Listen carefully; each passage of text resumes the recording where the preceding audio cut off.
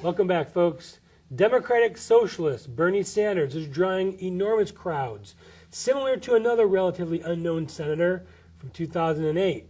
Who were the big winners and the big losers from the first GOP presidential debate, and how bad was Fox News' gotcha questions from the debate? Another thing, did you notice that in the background of every single camera angle, big F? Now that could stand for a lot of things, but what it stands for is Facebook. So that tells me right there that the GOP and Fox News have been co-opted or taken over by Facebook. What absolutely astounded me when I was watching this along with 26 million other people, the venom and the anger and the hate with which Megyn Kelly started off the questioning. That it still rankles me. I mean, the fact is, if that happened on MSNBC or maybe ABC and NBC and CBS, okay, even then I would have thought it was extreme. But this was supposed to be Fox, which friendly territory. Yeah. So if you want to look at that as an equation, it'd be the same thing as NBC coming out and opening their show asking Hillary Clinton, so Paula Jones and Broderick and Monica Lewinsky, does that say anything good about you being the leader of the... It'd be the same exact thing. That would never happen. I mean, and then I think she realized that by starting off that way, she was going to provoke Donald Trump into making some stupid statements, which he is wont to do when he gets angry. He is. I think he was shocked. Well, I think he had no idea that was coming out. No, I know that, especially in friendly territory. But, I mean, I could see the contortion of her face as she was making that statement. That was an anger statement. It wasn't just a provocation to get the dialogue going. Right. Who was the big winners in your mind from the debate?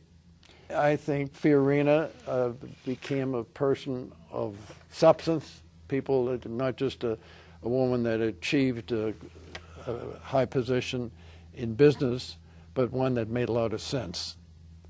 To me, I'd say she, at this stage of the game, she could make a wonderful vice president. As far as Ben Carson, did he impress you? Well, he's impressive as a brain. He's probably the smartest guy by far. He's probably the only guy that could make Mensa, which is a 150 IQ organization, which I belong to, by the way. I had to get that in. I would say my favorite governor is Kasich of Ohio. I think that he makes a lot of sense. But I think, Walker, Kasich, and the guy I really like, my kind of guy, is Ted Cruz, the senator from Texas. I think he's a great guy, and he's. You told me that he had gotten an award for debating when he was at Harvard. Alan Dershowitz said he was the greatest debater he's ever seen. Well, he is very, very strong. And that's saying a lot coming from Alan Dershowitz. Yeah, and I'm kind of sorry in a way. You've got good young people there. You got Rubio, as I say, you got Kasich. I think if you took Rubio's looks with Cruz's conservatism and you got Ronald Reagan. Yeah, probably. Because I hate to say this, but there is something weird or just there's something not camera friendly about Ted Cruz's face. And I don't know what that means other than it comes across to the American people. He's very strict.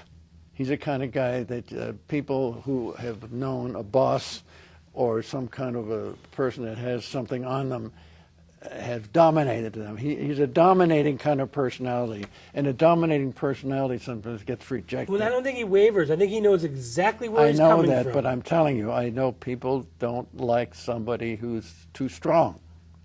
How about Bernie Sanders? Is that remarkable that this guy is getting 28,000 people to come and listen to his I think what's more wait a second. I think what's more remarkable is that the whole Democrat Party can't even come up with a decent nominee and has to go back to yesteryear to get Grandma Hillary in there. Well, and let's think about that for a second. Who do the Democrats have? Let's look at their bench. Who do they have on the horizon? No, they don't. You talk about the Republicans. You got Mike Lee, Ted Cruz, Marco Rubio, Trey Gowdy, a bunch of these guys. Perry as a governor, You have all, you know, I kind of yearn for the good old days when they had smoke-filled lobbies.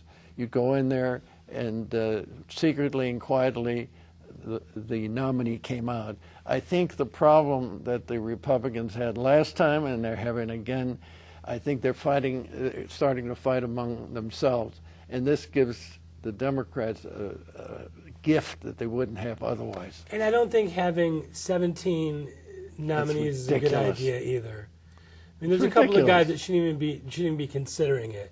But now let's get back to the Facebook thing, because that tells me a lot more about really where this is than people are willing to look at. Well, first of all, that tells me a lot. I think when one thing that Trump indicated, he said, I don't need anybody. I have my own money to mount my campaign. The $100 million that probably Jeb Bush is going to put together, he will owe so many people so many things that his basic thesis for his campaign, if he's successful, he'll be told what to do by the people who financed him. And can you name the last thing that Jeb Bush did that was that would jar your memory? I mean, he hasn't been in office for probably a decade. I think the negative thing in this age of communication and television and the websites and so on, he just stands there like a nice guy. You know, the kind of guy that, gee, when you say something, don't ever call me a nice guy, because I don't consider that a compliment. You know, a nice people. What can you say about Mr. Jones? He's a very nice guy. And that's what Jeb Bush reminds me of, a very nice man. I'd probably like to spend an evening with him. I'd be treated with great respect and wouldn't say anything to upset the apple cart. And I think that's the way he would run the country if he was president. So I don't have any confidence in Jeb Bush whatsoever. No, I'm saying he would not. He would walk a very narrow, straight line. However, given the options on the other side, I would take any one of those 17 people. Absolutely. Even the former governor of Virginia, who I don't even know his name. Gilmore. That's how irrelevant he is. We're in politics. I mean, we do this all the time, and we study this, and I had to think about who that was. Well, what about Pataki, the former governor of New York? Good man, by the way. He was probably the best governor New York has had since Herbert Lehman, who was responsible for my family coming over to the United States. Well, that's why you hold him. Well, but he was really Lehman Brothers as a brokerage house was also well known for different reasons. Yeah. Christie and Rand Paul, I thought that was an interesting little side spat that they had with the privacy and going through the emails and the NSA and the snooping and all that. I kind of like that. But you know, when I look at Christie and knowing what I know about him, I'm sure he had something to do with that bridge that was that they basically closed that day and wouldn't allow cars to come over, because that's the way he runs Jersey. And I think I got to give him credit. After Corzine, who screwed up the works in New Jersey, and by the way, who will probably be pardoned when Obama leaves office. I think he will pardon. He'll be the Mark Rich of the Obama administration. Absolutely. That's